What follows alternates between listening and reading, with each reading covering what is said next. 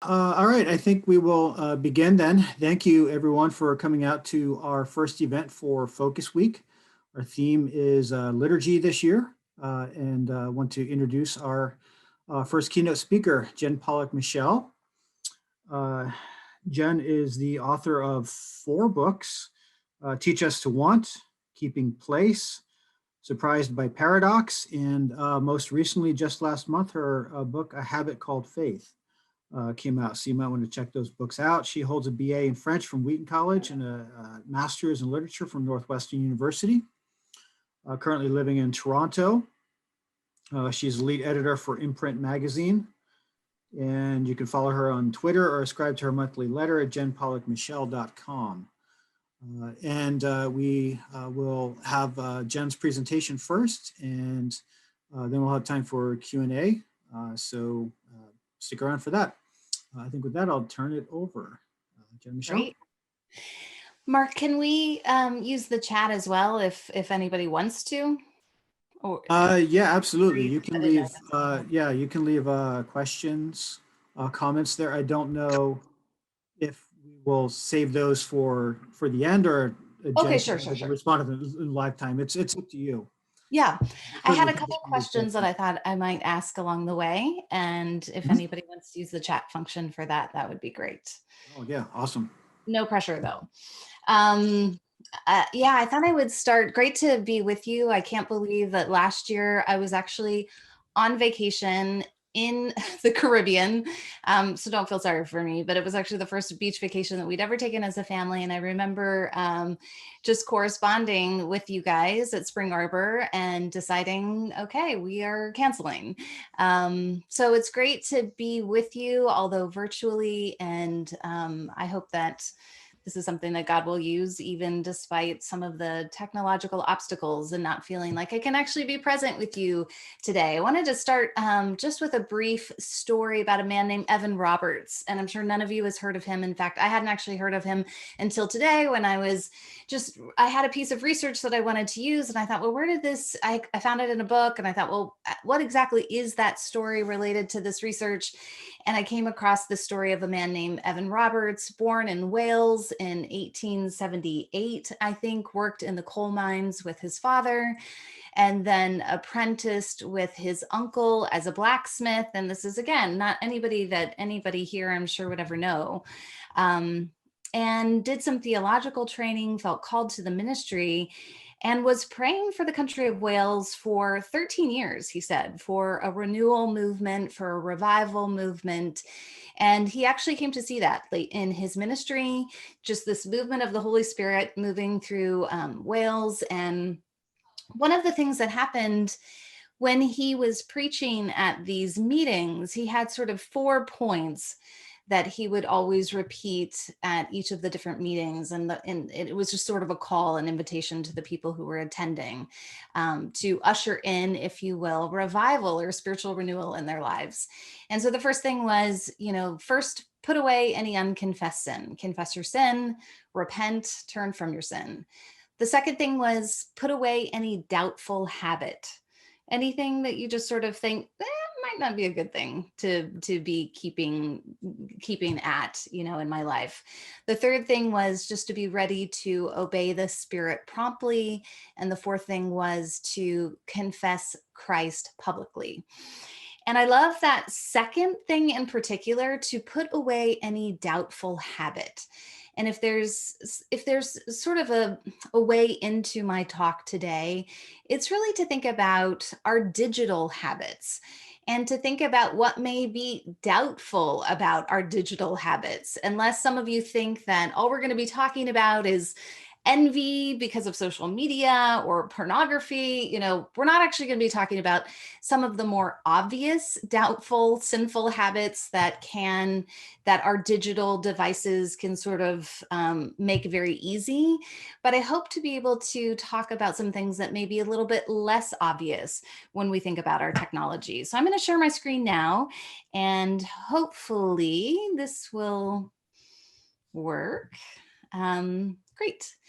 So desire in a digital age. And so maybe if there's anything, in fact, I lost my chat. But as I go along, I may be asking you some questions just to sort of think about, perhaps you even want to take, God forbid, a pencil and a paper. I'm sort of a paper person, that you could sort of keep beside you and just take some jot notes down. I would encourage you, if you have a cell phone, to just, if you're not watching this presentation on your cell phone, to sort of tuck that away, in the spirit of thinking about desire in a digital age. The first thing I want to talk about is just that, let's see if that discipleship really today is digital. I mean, if we want to think about that, the bulk of our time is mediated by screens, by our smartphones, by our laptops. That means that our digital habits really are the most formative. And so we have to think about, if we want to think about being formed into the likeness of Jesus Christ, if we want to think about apprenticeship to Jesus, we have to think about our digital lives. We want to think about the doubtful habits of our digital lives, if you will. We want to think about resisting the digital formation of the world. That's something as simple as Romans 12, 1 and 2. Don't be conformed to the world, be transformed by the renewing of your mind. And I think we want to walk in step with the triune God, who actually took up embodied and emplaced life, which digital habits can sometimes pose a direct threat to. And so this is sort of my main thesis, is I want to sort of say today, it's impossible to talk about discipleship, to talk about spiritual formation apart from talking about digital formation. I mean, this is kind of the crisis, if you will, of our time. I think that I want to sort of situate the crisis in a couple of different ways. I mean, three ways, because when I know that's sort of a big claim that, to think about spiritual formation, to think about digital formation, we're actually confronting a crisis. And what is that crisis, or what's the nature of that crisis? Well, I think the first thing is to talk about the crisis of perception. And one thing that has been really formative for me, or I should say one particular author, when I think about technology, when I think about digital formation, it's sort of impossible to ignore Neil Postman, who was, a media theorist and someone who talked a lot and wrote a lot about technology. And one of the things that he tells us, and I'm sort of at this first point here in terms of crisis of perception, he talks about technological change as being ecological. And what he means by that is that it's not as if we think about technology simply as the tools that we kind of add to our lives, the new devices that we sort of make use of. That really technological change is far more environmental. It's more ecological, is how he would talk about it. So it's an altering of the context of our lives, which means that we end up with a crisis of perception, that we can't actually see the change. Just like, it's very hard to kind of note environmental changes like global warming. I mean, these things happen over a long period of time, and they're so ubiquitous that it's almost impossible to see them, perceive them, and identify them. So I've made the claim that to think about spiritual formation is to think about digital formation, and it's to think about digital examination, the examination of our digital habits. And it's to talk about digital resistance to the digital formation that's imposed upon us by the world. But how do we resist something that we can't see? And so that's sort of one piece of the crisis that I sort of want to draw out as I start. I think we also have the crisis of habituation.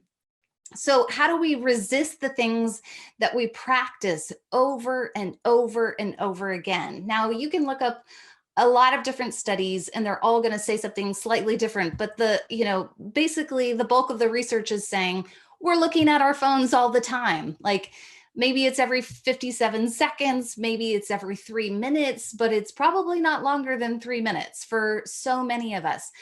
We are practicing digital habits. They're just inscribing who we are, what we want, how we perceive the world, how we think. So we have this crisis of habituation. It's become so habitual. The way that we sort of consume the world, interact with the world, engage with the world, the way that we are in the world is mediated now. How do we resist what we practice all the time? But those aren't actually even the most difficult things, because I think what we really get to is we get to a crisis of desire. And I've entitled this talk "Desire in a Digital Age," and that's really where I want to go, where I want to focus is not just how do we use our tools for ill, if you will, but how do our tools and our devices actually form disordered desires in us? Maybe not form, but certainly tend, cultivate, reinforce. So we have this desire of crisis. How do we actually resist the things that we really kind of have learned to want?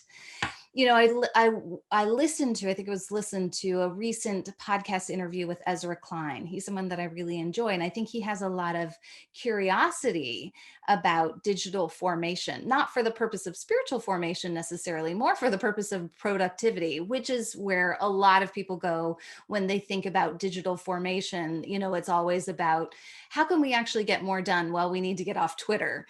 But the interesting thing was he was interviewing Cal Newport, who is the author of Deep Work and Digital Minimalism, and most recently, A World Without Email. And he was asking Cal about the research that would suggest that we're actually far better off when we're off our devices, when we actually engage deep work. We're more productive.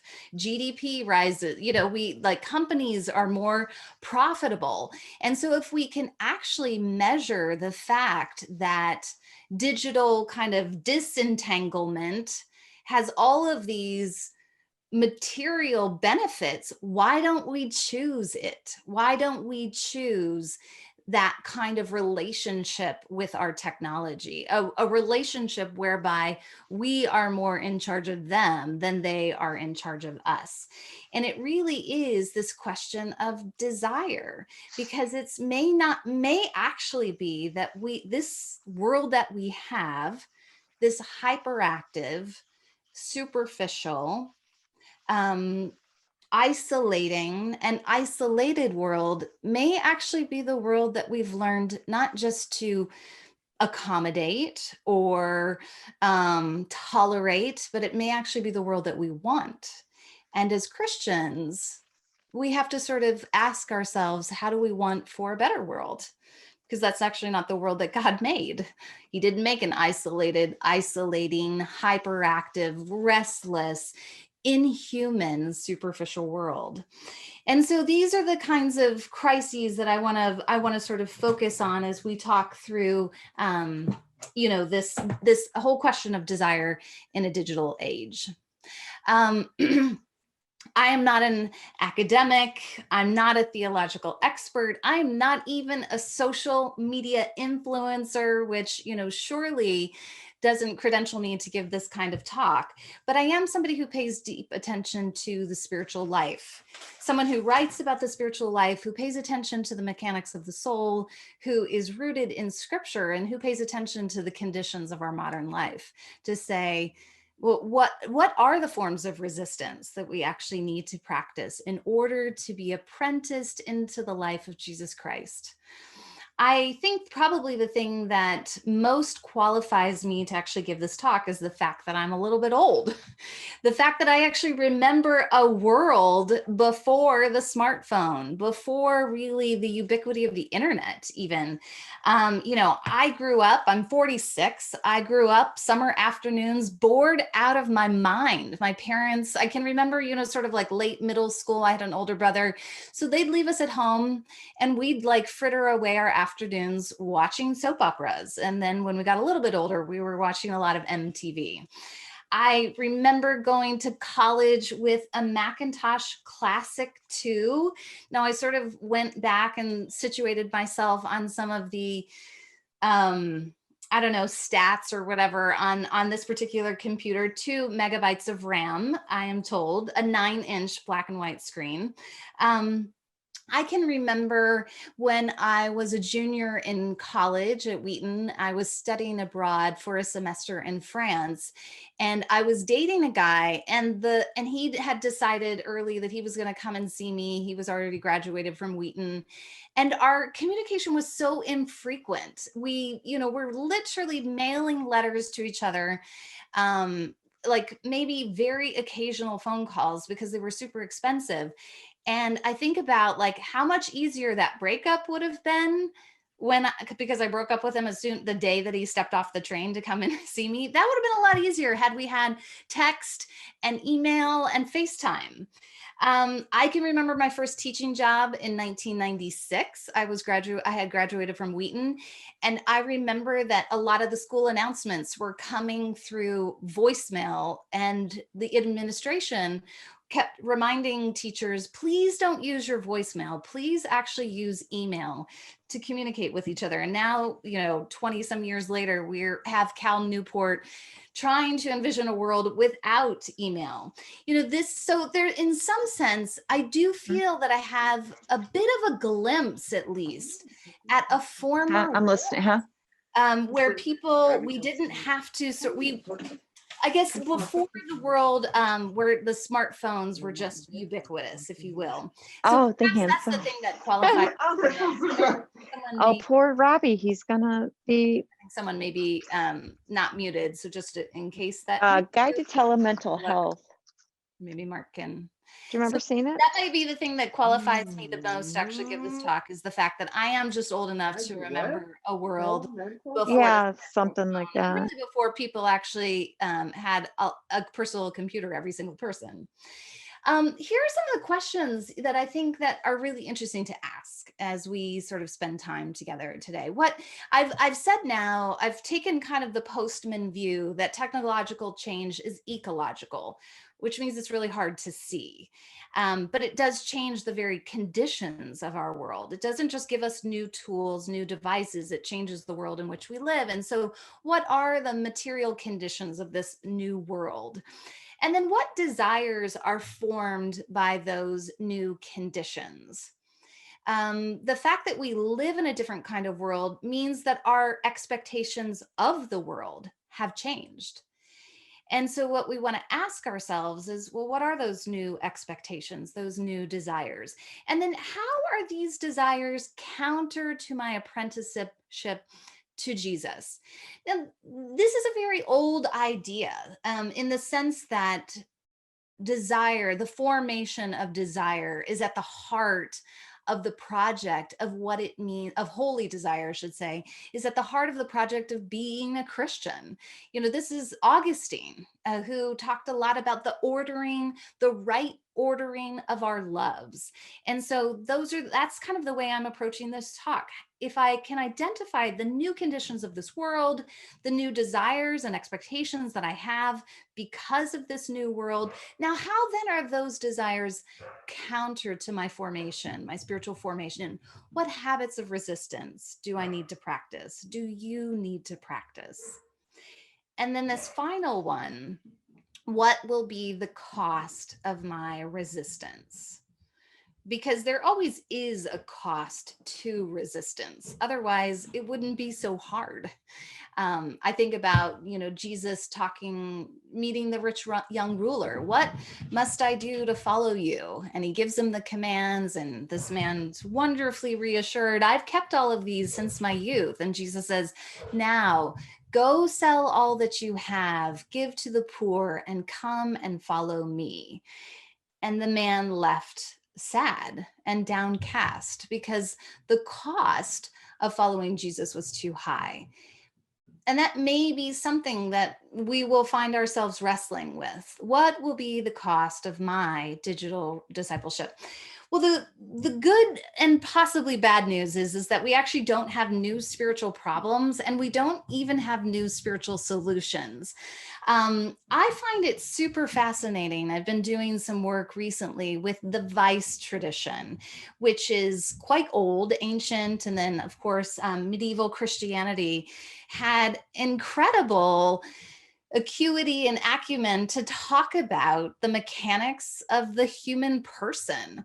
I mean, we could talk about psychology, we could talk about this as something spiritual, but I think the point is that they developed a way of talking about how our desires are disordered. They gave us kind of categories for identifying when we were experiencing disordered desires.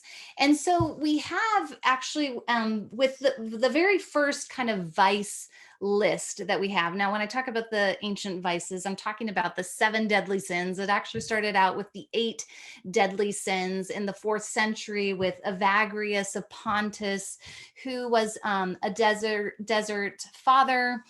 And if you know anything about the desert fathers and mothers, they were actually fleeing the cities for the wilderness because not because just the world was worldly, but because Christianity was worldly at that time. And they wanted to practice their own habits of resistance. So we have we have Evagrius of Pontus, who develops the first list of ancient vices or deadly sins, capital vices, if you will, vices that actually give birth to other sins and other vices. And this list changes a little bit throughout the centuries until we get to Aquinas in the 13th century. But for the most part, it stays pretty much the same. We have gluttony on the list. We have lust. We have avarice or greed. We have sadness, and this is where you see sometimes sadness on the list. Eventually that becomes acedia and sloth. Those kind of get put together.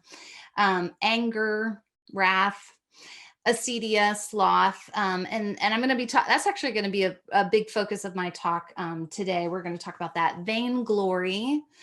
And then pride, and which later lists, pride sort of gets taken off the list and becomes sort of like the source for all of the other 7 sins. And then envy gets added after Evagrius several centuries later.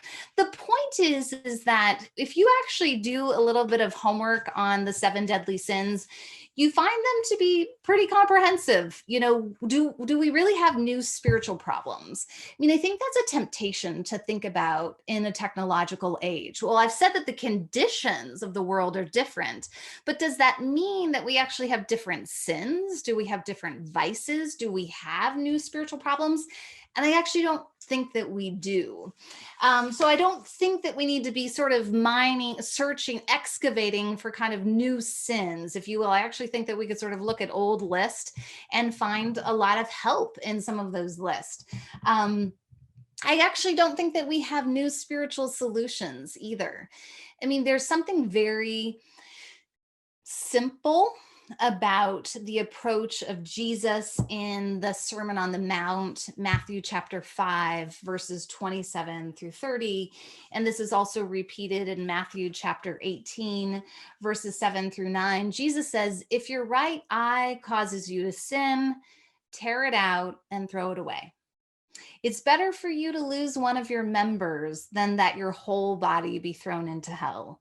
And if your right hand causes you to sin, cut it off and throw it away.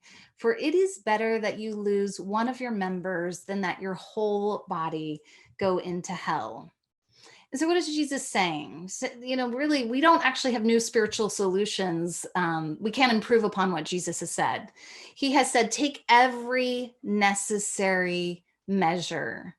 Take every extreme measure, if necessary, to avoid sin. Take these measures because you want life, not death. Because you want blessing, not curse.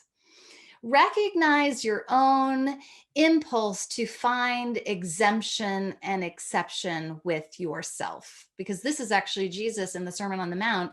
He's addressing the Pharisees who say, well, isn't it enough that we don't commit adultery? And Jesus says, hey, you know what? If you've actually looked at a woman and lusted after her in your heart, you are guilty of the sin of adultery. Don't look to find exemption and exception for yourself.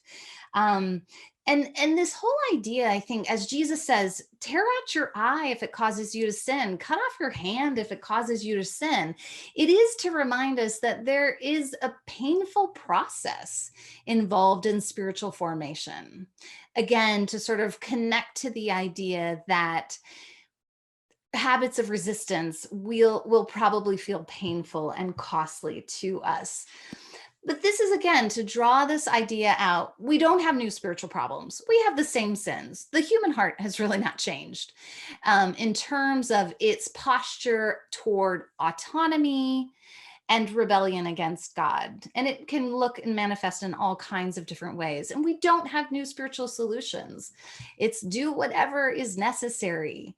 Take whatever extreme measure is required to turn toward life, to turn toward Jesus.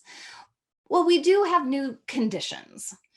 And this is, I think, far more interesting for us to talk about because, again, to think about that crisis of perception.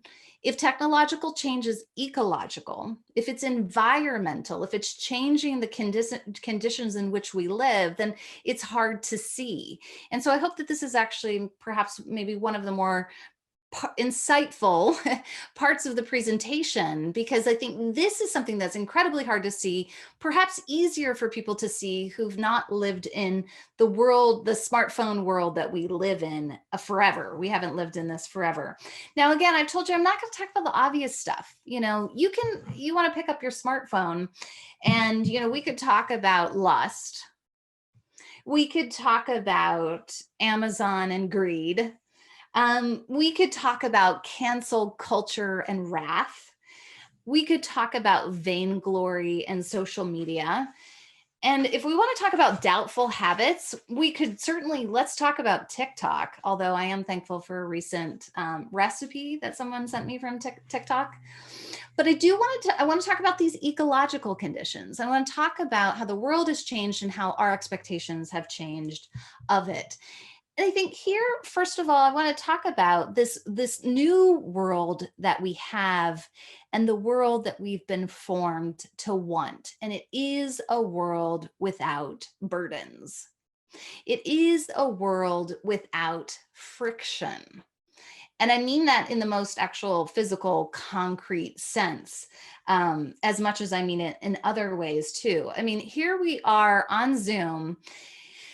This is teaching us to want, we don't even want the burden of changing out of our pajamas. I mean, maybe from the waist up, but probably not from the waist down. Although I'm happy to say that I am actually wearing, real pants and not pajamas.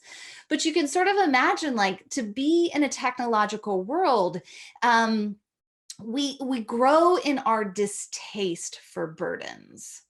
You think about Zoom. I mean, think about how easy it is now to sort of jump on Zoom, chat with a friend. You don't have to get dressed. You don't have to get in your car. You don't have to fight traffic. I didn't have to fly on an airplane or drive to Michigan from Toronto. I opened my laptop and there you all were.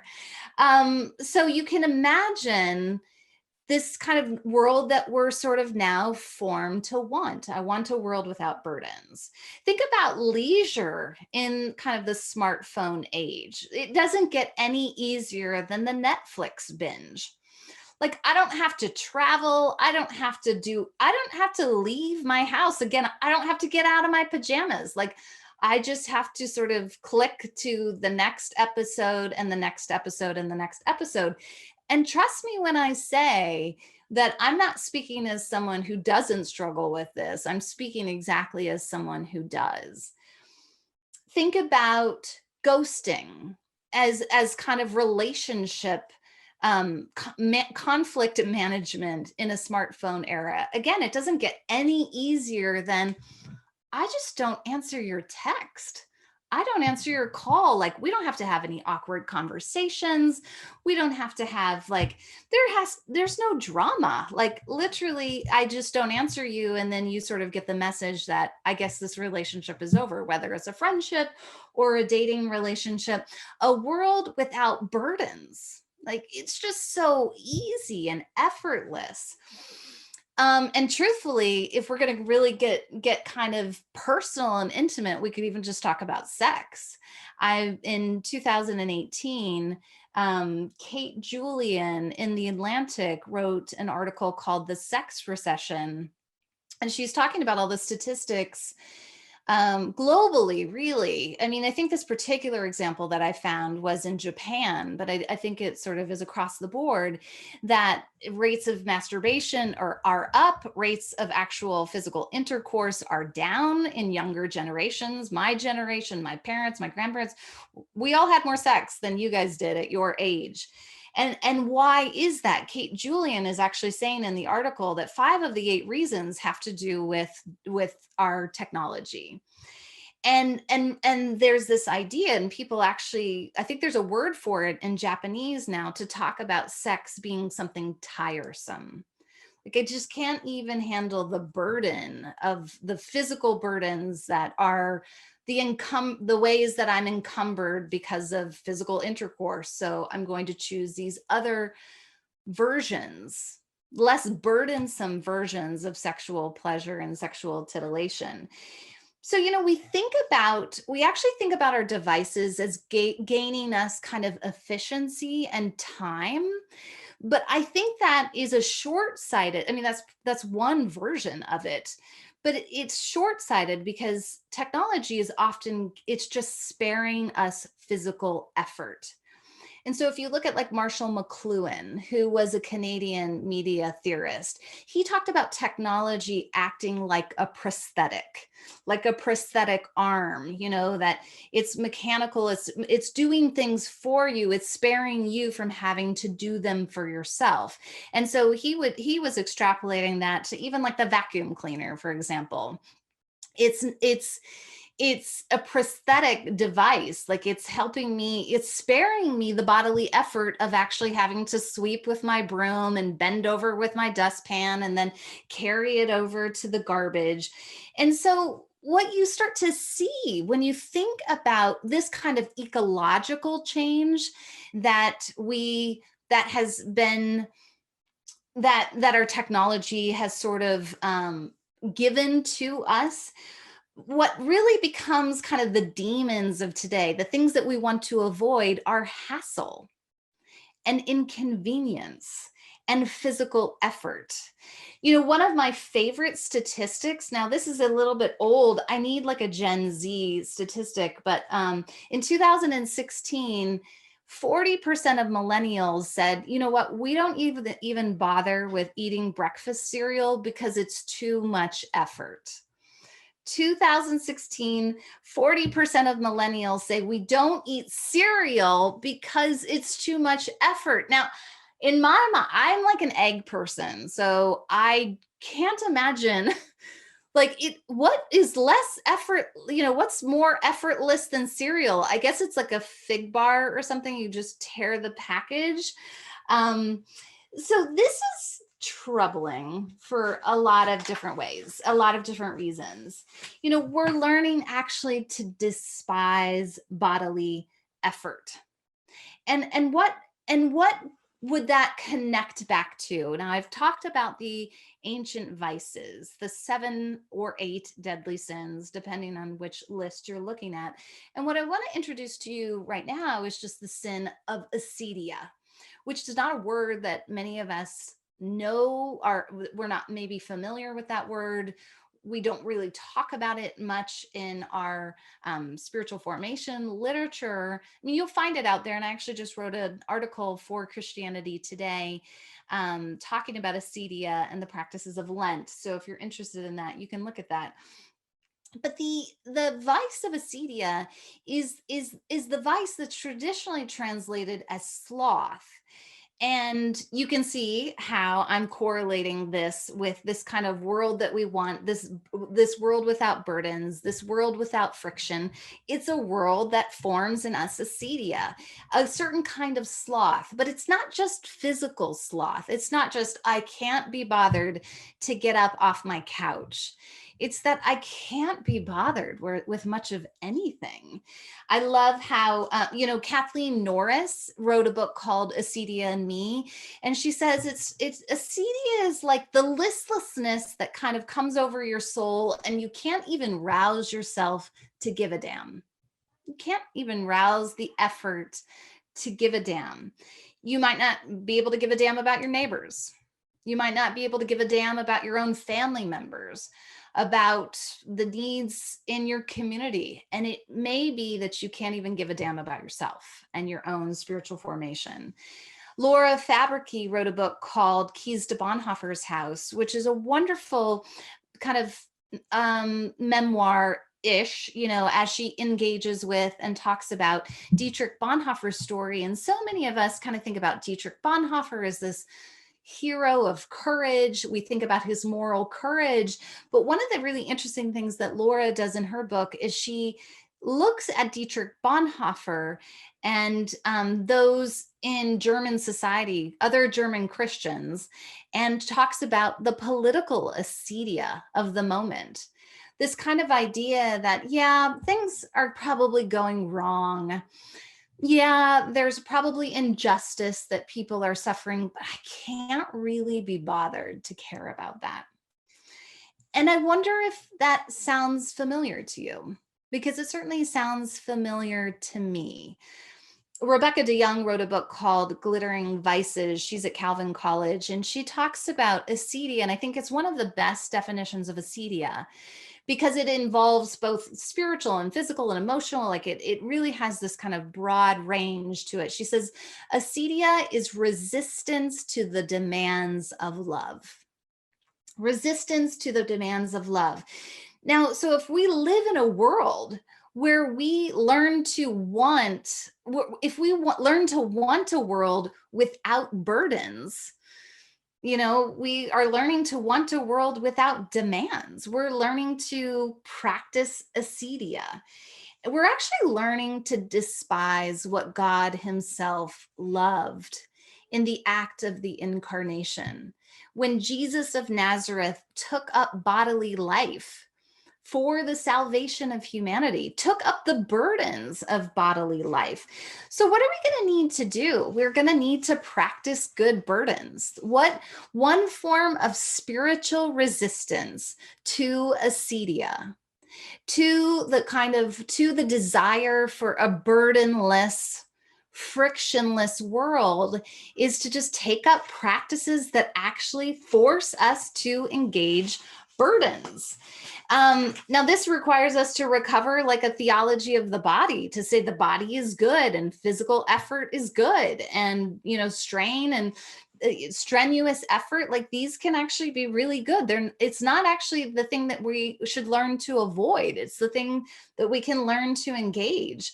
I think about personally, cooking is a wonderful bodily burdensome practice. Now, again, I am not talking about breakfast cereal. I'm not talking about fig bars. I'm not even talking about maybe jarred garlic, like the whole, take up the burden of actually peeling and chopping garlic, doing something that it just requires you to move slowly, to engage friction, bodily friction with your environment. Like that can actually be a spiritual practice.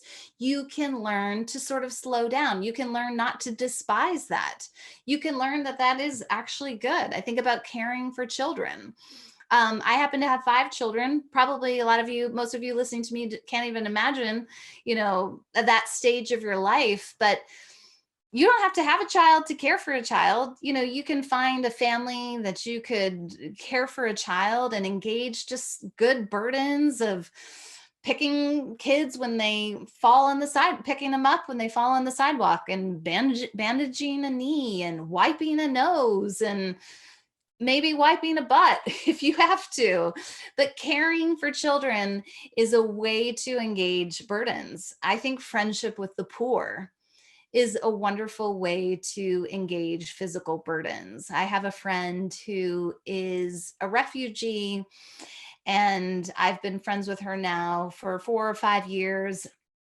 And in my friendship with her, I've realized how many physical burdens the poor carry.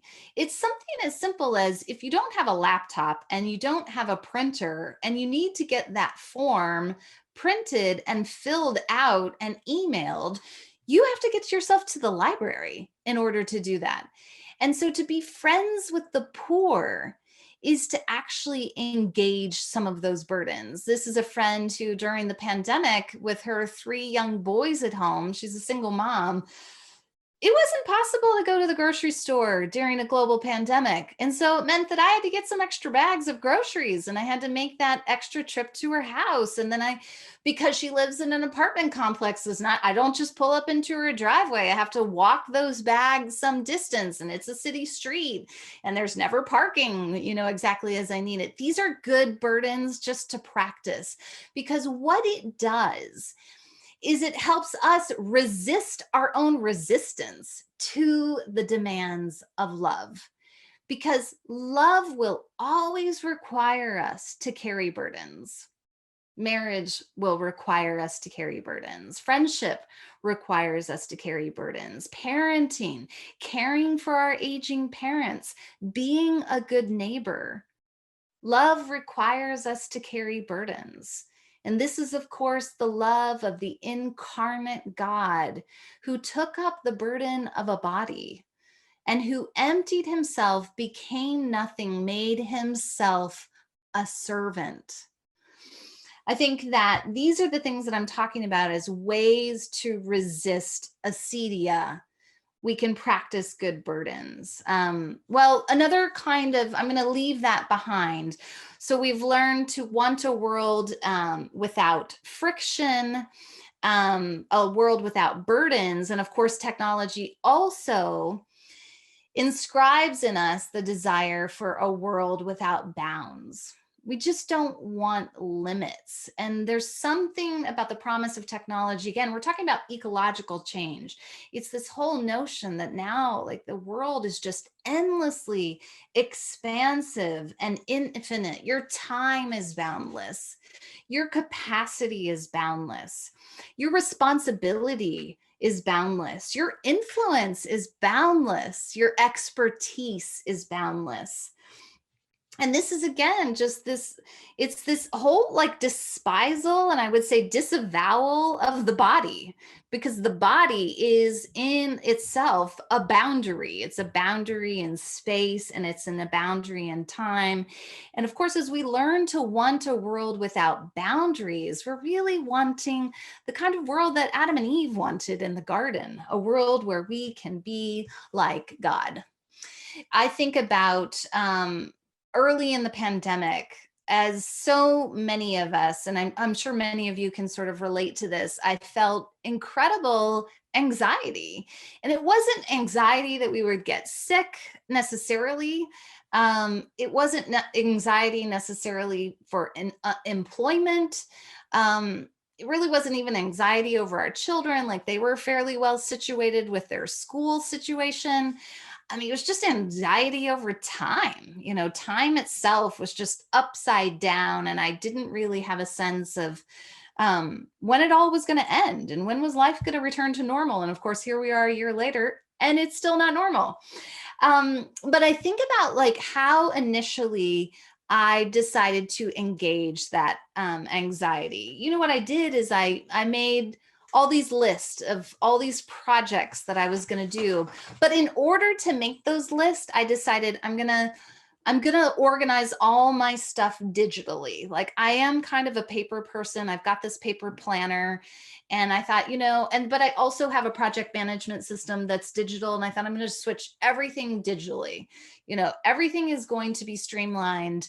And so I just started making list after list after list. And what happens when you go into that those sort of project management things is you can just embed more and more and more things and file things away. It's boundless. You can keep boundless list of the things that you need to do. There's actually no boundary, like at least of a piece of paper gives you a boundary. You could get a second piece of paper and you could write more on your list, but there's absolutely no boundary to our digital list. And I just realized I was making more lists and I was only growing more anxious.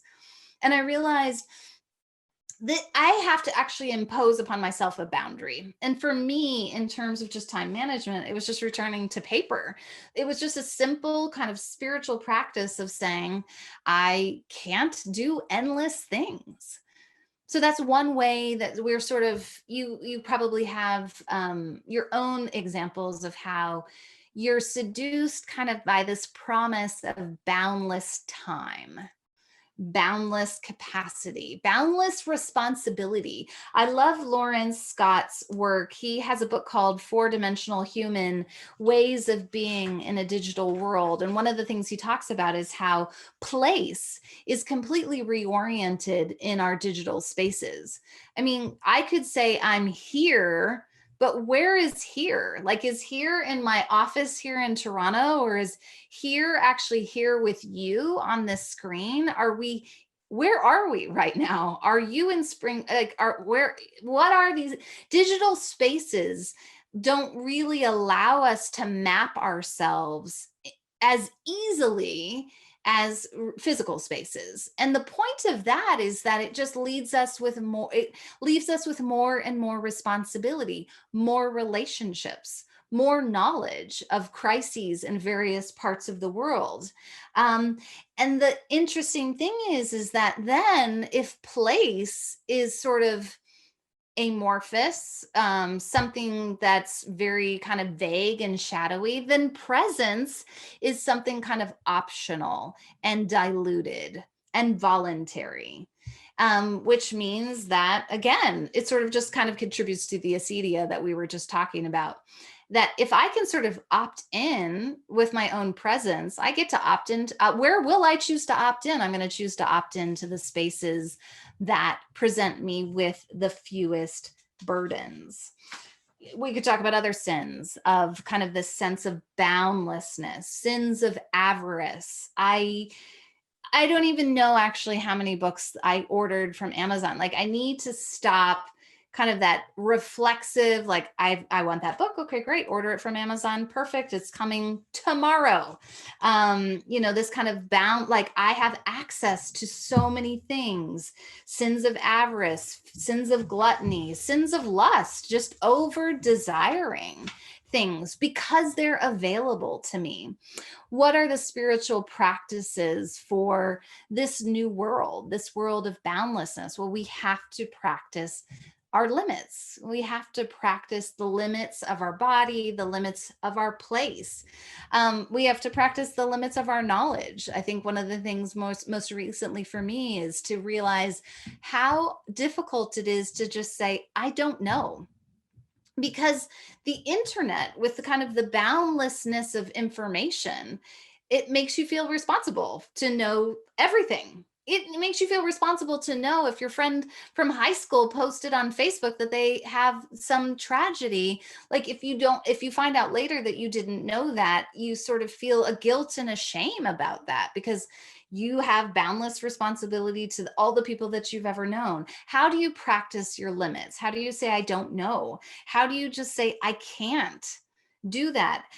How do you practice Sabbath? This kind of retreat from the seduction of boundlessness, where you say, I have limited capacity and God's actually invited me to rest one day a week, digital Sabbaths included. How do you practice place? Not kind of that just vague and shadowy, well, here, what does here mean? Well, here actually means in my neighborhood, in my community, in my city? Who are the people that I can love most immediately? And then what are the burdens that I will need to take up for their care? There's a lot of hope, I think, as I sort of tie up my talk here today.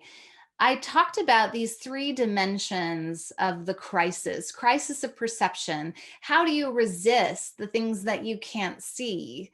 Well, the good news is that this is kind of the business that Jesus is in, is healing sight, allowing us to be the kinds of people who have a healthy eye, is actually as it's talked about in Sermon on the Mount, where you are full of light and you can see rightly in the world. In John chapter 9, we have the story of the blind man who Jesus healed. And it's wonderful to know that this was actually one of the most painted stories in the ancient Christian catacombs. This was kind of like the story to talk about spiritual transformation and conversion. It's the healing of sight. And so while we may not be able to always see the ways that our desires are disordered, the ways that our expectations of the world are disordered because of our technologies, Jesus sees and knows, and he heals. He can heal our sight, and we can ask him for that.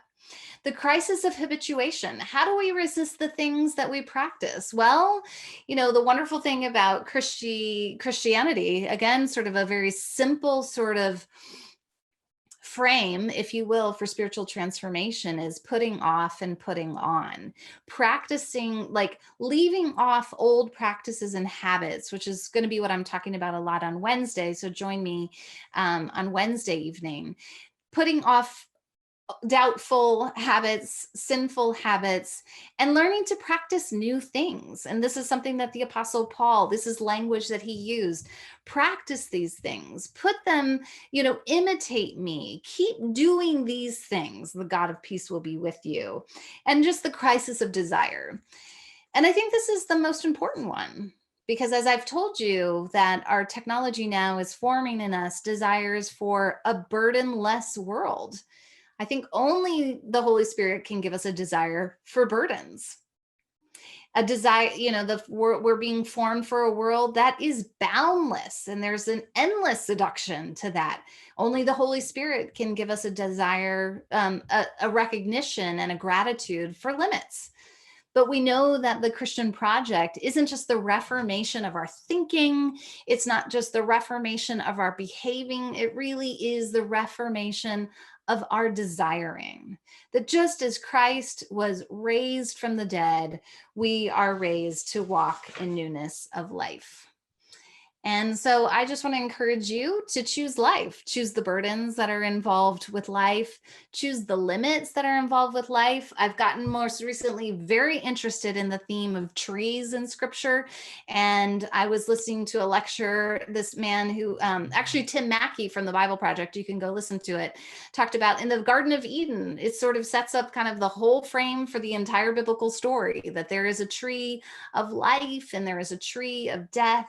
And by God's grace, we'll be able to see which tree actually gives us life. I have actually added these slides into my website. I've also included a resource page on my website, and you can find that there. And so I'd encourage you to find me. I said that I was going to use the chat, which I ended up not doing because I couldn't see it once I had shared my screen. And so I'm very happy to take any questions that you have now. Thanks so much for your attention. And I will stop sharing here.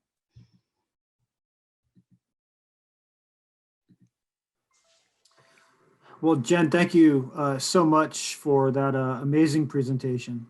When you were starting to talk about resistance, I was thinking, how much we need to recover like an old language of gluttony and idolatry, and of course you went right there.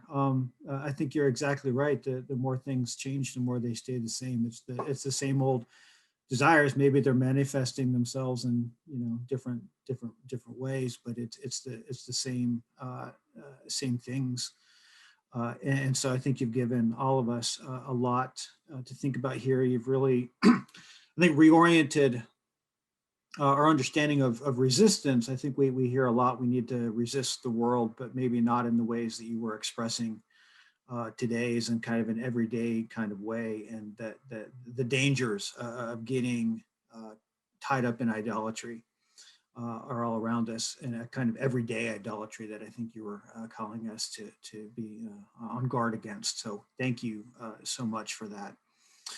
So I do want to open it up for questions now. I would say if you want to ask a question live, which is encouraged, please show yourself on mute, obviously, but feel free to show that face live for our guest, but also feel free to put questions in the chat too.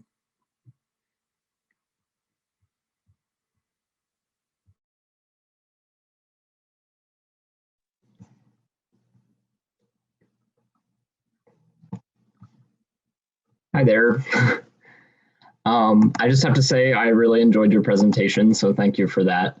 I've just seen, it's crazy, because I think about these things sometimes, but not necessarily the practical ways to combat them like you were telling us to. And I really do feel like, for me personally, I get really nostalgic all the time, and people probably think I'm crazy because of that. But I know, like, in my life personally, it's something that I kind of miss. People not being so distracted on their phones and just having access to everything they want all the time. I really appreciate the different ways you gave us to combat those desires with our technology. I was just wondering if you had any more like practical examples by chance. I loved what you said about like cooking and caring for children. Do you have any other ways that we could branch out? Yeah, I think walking is a really important one. Like when you can choose to forego the car and you can actually just walk somewhere, get there a little bit more slowly, engage like the burden of like, if you live in a climate as we do, you have to zip up your coat and put on your hat. And it's just a way to sort of feel your body in the world. And honestly, like a lot of it is like caring for your place, like you're doing your laundry, these things that we have to do. And I think it's probably a matter of attitude as well, that it may be things that you're currently doing, like the dishes, the laundry, the, whatever you do for your friend to love them, where you actually like engage your body in some way, like you go pick up flowers and you drop them off, or you make them a meal, caring for your neighbor by making a meal for them and then walking it over to their door and standing at the doorstep and talking to them for 5 or 10 minutes, when what you really want to do is you want to send a text. You want to be like, I really love that person today. I sent them a text. And I think that text can be wonderful ways to love your friends and love your neighbors. I just think that they're like they're not past that threshold of I engaged like a physical burden. I took up some friction to love them.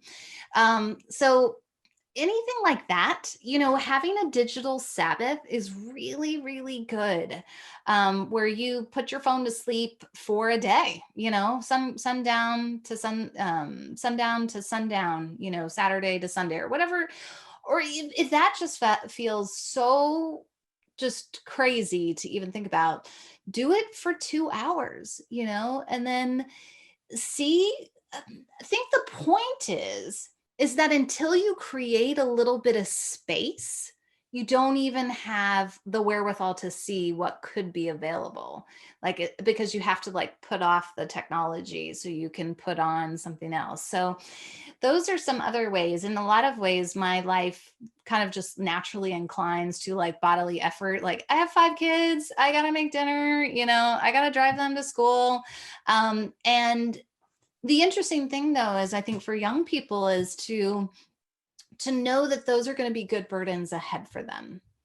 Like marriage and parenting are really good burdens, but they do involve us with burdens. And I think it's really important to think about too, how often we don't, like people are afraid of those burdens. afraid of those entanglements.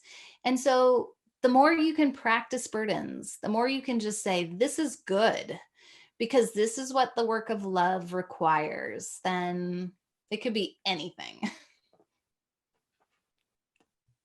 That's great. Thank you. You're welcome.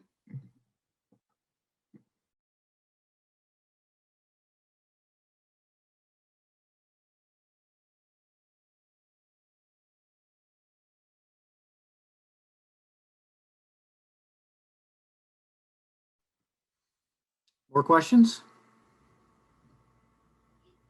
Hi. I just had a question. Can you hear me okay? Yep. Okay. When practicing these good burdens, I'm just wondering, because it's easy to do these activities, but still, like mentally have, say, a negative attitude, like you're trying to do it and you're just like, I'm just wondering how you combat your, like negative thoughts. Yeah, negative thoughts, like how you, get a positive outlook on it as you're doing them, because I realize not always are we going to be super eager. You know what I'm saying? I absolutely know what you're saying. I'm so glad you asked this question, because a lot of times, like, we wonder, should we wait until like we feel really sincere about it? Should I wait to take that meal to my neighbor, or, help my friend in some way that like engages a physical effort? Should I wait till I want to do that?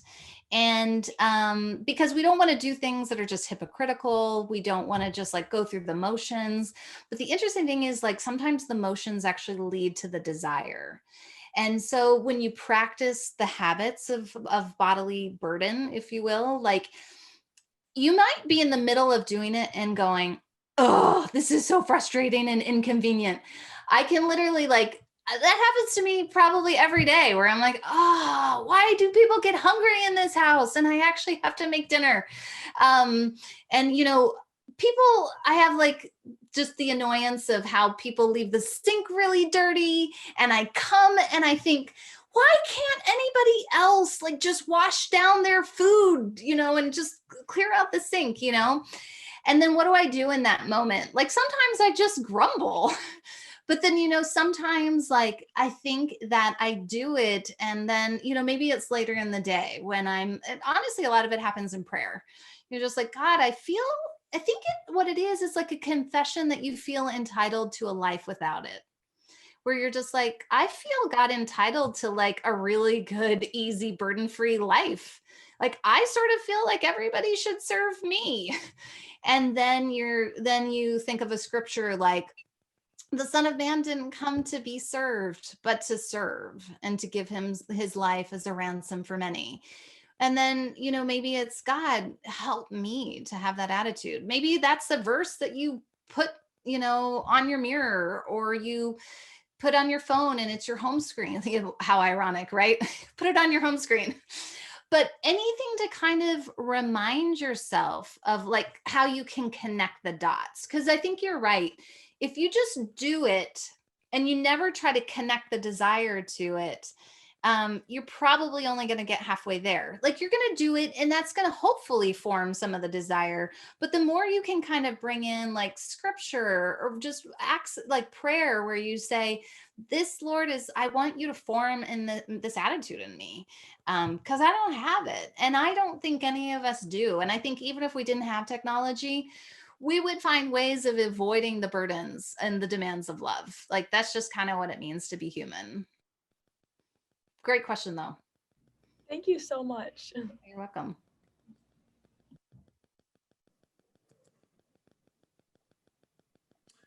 Hi, Jen. Thank you for a great presentation. I really appreciate that. It's shocking to hear that, something like sex is too much work. Can't be bothered to have sex with actually another human being. So I'll just take care of that myself. I can't hear that. I guess a related question, you've talked about being a mother, and I might be wrong in the statistics here, but I think, is it the case that in lots of highly industrialized and very technologies, cultures that are high in their technological fluency, isn't it the case that birth rates are going down, and even the people's desire, there was a day in lots of nations where you would just assume that you would probably get married and have children, and I think we see that those numbers are going down. I just wonder if there's any correlation, like in your study, if we can't be burdened with lots of things, is one of those burdens that we're not sure we want anymore, is the burden of children. Are there correlations between these this data that's saying, yeah, people are less and less interested in that, and what you're talking about with we don't want more friction than we have to have. Mm-hmm. Well, that's a wonderful question. And I think Jeffrey Bilbrough is going to love that I'm going to talk about Wendell Berry, sex, freedom, community economy, whatever that essay is, like, so good, really, really important here. Because he talks about like the natural kind of limits and burdens involved in human relationships.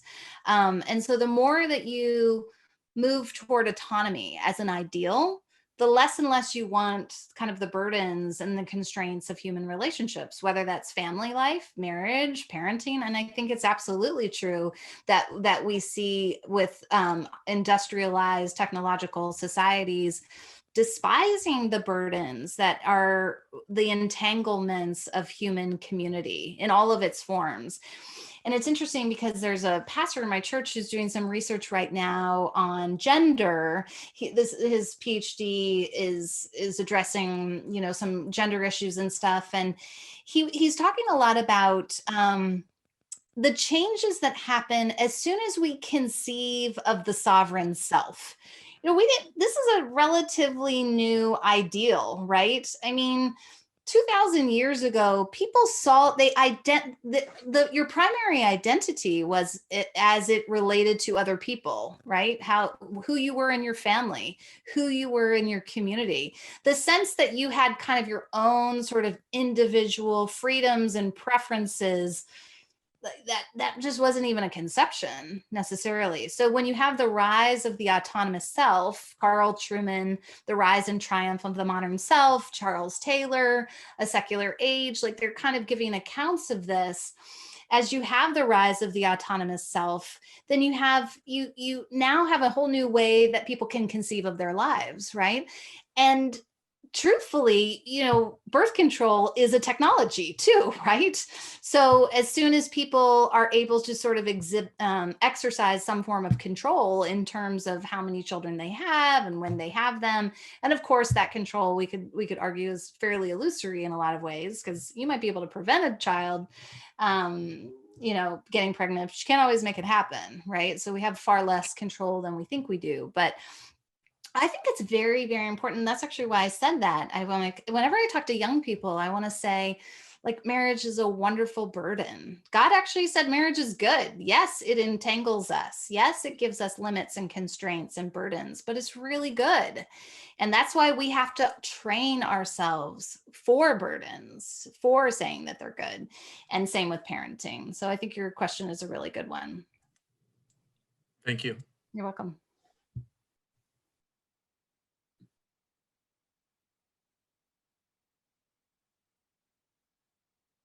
Time for more questions?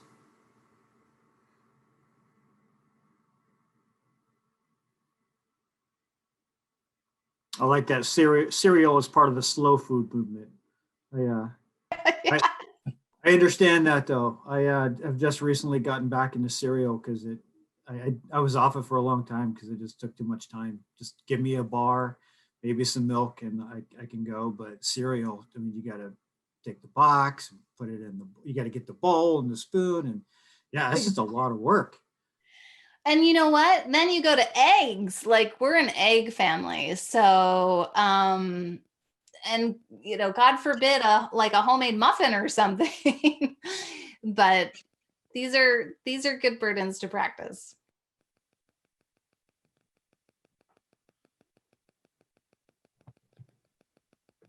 Hi, thank you so much for your words, and it's a fantastic message. I work in student development, and so for me, I guess just one basic question is, how do we balance from a programmatic perspective at our institution, if we're trying to think about ways to help students grow and help our faculty and staff grow in these directions, how do you balance the desire, the want, and the need? That we feel like students need this. We want to build this in programmatically as an institution, but the desire, and I know you talked a little bit about desire and just the habits there, but I mean, I think back to there's an old Saturday Night Live skit where there's basketball recruiters, you know, and there's the old school, there's the new school, and they go to this house and they're trying to recruit basketball athletes, and they're like, you know, come and have all that you want, and the money and the scholarships and all that stuff. And then the other coach is like, you know, you're going to get beat up like with a sock full of nickels, and we're going to make you tough, and you know, and nobody wants that anymore. So how do you balance at this kind of level, as opposed to personal necessarily, but you know, chapel requirement versus chapel invitation, chapel or anything related to the things that people need versus how do we instill that desire? That is such a good question. This is a question that I'm asking as I raise my own teenagers, you know, is how do you kind of help them connect the dots, that this isn't just a drudgery, this actually is an invitation to life. And I wonder if it's just helping people to engage some new habits and then pay attention to the dividends of those habits. So what, you know, maybe it's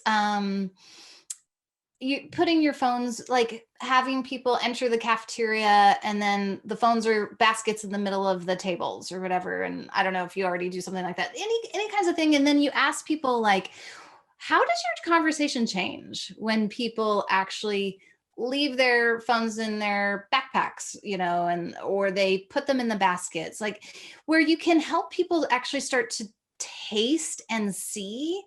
Because the thing is that there are rewards to the things that we're talking about.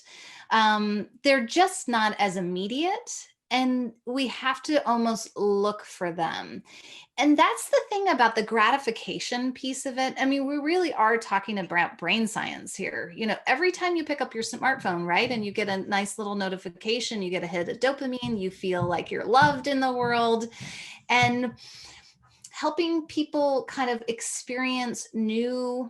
have new experiences of being loved, of being seen, of being welcomed, and then paying attention to that as it relates to a more digital kind of saccharine kind of substitute. It's not easy. I think it really is a work of prayer too, you know, and bearing testimony, you know, in your own life. But this is just, I have become convinced that discipleship, we talk so much, like I actually I've used this analogy with my kids, that if you think about faith as something to grow, think about that plant. And, you know, there are things that you have to give to the plants for it to grow. This is like my new pandemic thing. I'm growing a lot of plants and it's kind of fun. And I'm not killing all of them. So that's even more fun. So you give your plant certain things, but you also have to give your plant the right conditions. It's not just give your plant water, it's set your plant by the right window. And I think that's the institutional piece of it, is the window. It's the room.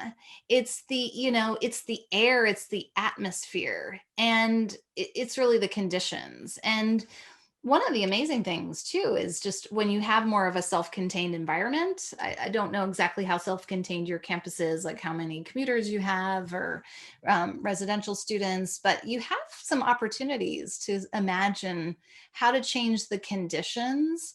And I actually think, you know, we think that our kids can't, you know, our students can't be without their devices. Like they can, we did it before, right?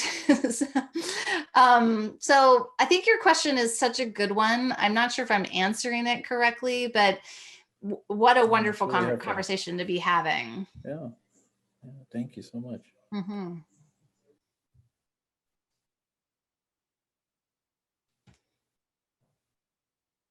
I wonder if we could talk a little bit about, you know, where the resistance needs to take place. There's been a stress in the presentation on kind of the individual strategies that we can take. And I'm wondering how much, returning to kind of an older understanding of vice and resistance demands a critique, honestly, of consumer capitalism. And I don't necessarily mean going and shutting Madison Avenue down, but I think we do have to recognize we live in a world where millions of people get paid to try to disorder our desires. Yes. To mess us up, right? I had a former student on Facebook asking, question, what advice would you give for buying a home? And my advice, and I thought it was the most profound wisdom I could give, was buy a house you can afford, which sounds crazy, but in our society, that's probably revolutionary. To buy a house you can afford, buy a phone you can afford, buy a dishwasher you can afford. And I say that the perversity in many ways of our consumer society is if we all started only buying the things we could afford, our economy would probably collapse and we would have massive unemployment. And I'd probably be out of a job because people couldn't send their students to school anymore. But sacrifices have to be made maybe to rightly order our desires. So how far do we need to take this resistance, I guess? I think it's a point really well taken that an individual can only do so much. And to actually return to that Ezra Klein interview with Cal Newport, that was sort of what Ezra wanted to say to Cal about his most recent book, A World Without Email, because he's like, now you're actually talking about institutional change. You're not just talking about individual resistance, like deep work and digital minimalism, because that's only going to go so far. I mean, you may, want to not be on Slack all day, but if you work for a corporation where that's required of you, like you can only practice so much resistance, right? And I think in church, it's a huge point of discussion, like how much will we mediate what we do? Now, of course, we're in a pandemic, so my church is mediating everything. The weekly service, every class, everything is online. But I'm lamenting a little bit because now, before we were always a paper bulletin, like from a very deliberate sort of resistance to looking at your smartphone during the service, or like bring a Bible and then look at your bulletin and don't look at a screen, and just trying to avoid ways to mediate our spiritual experiences through a screen. But I think consumerism is a huge piece of this. Like, I've been really intrigued by this whole idea that the way that we love our cities well in a pandemic is that we keep buying from local businesses. Like, it's just buying, it's consumerism as solution. And in some, I don't want my local bakery to go out, and I do want to patronize these businesses, but I think we have to, when every solution is consumer driven, then it sort of begs the question, like, really, is that really the problem? Are we going to just buy our way out of particular problems? But I think the previous question and this one is really good, that we have to think beyond the individual to the institutional. And I think, universities have an opportunity to form the leaders of the next generation, to think about ways that we can do business differently. It's interesting. I remember, I think one of the things, and maybe I have this in the next presentation, but there are legislative initiatives to curb people's appetites for social media, for example, and because we know how that has gone awry in terms of, the spread of disinformation. And I think that we have to keep the Christian perspective that the external constraints will only do so much, because vice is to think about the internal, the mechanism of the heart, which towards corruption. And so I think that, I guess I do want to say it's a both and, but I think the desire piece of it, that's why liturgy and habit allows us to kind of engage both sides of it, because habit is the way we form our desires. It's a hinge of desire. We practice our way into the things that we love. We always think we don't just practice the things we love. The things we practice are the things that we come to love. So habit is a way to talk about how can you form new desires, but the goal is always not to just have the habit, but to have the right desire. So it is that kind of internal, external piece at the same time. I don't know if I've answered your question, but I think it's a good one.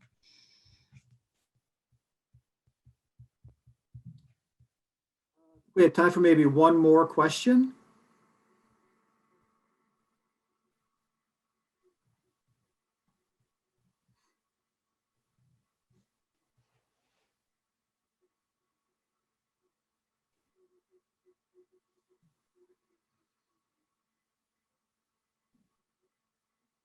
Anything you wanted to ask us, Jen?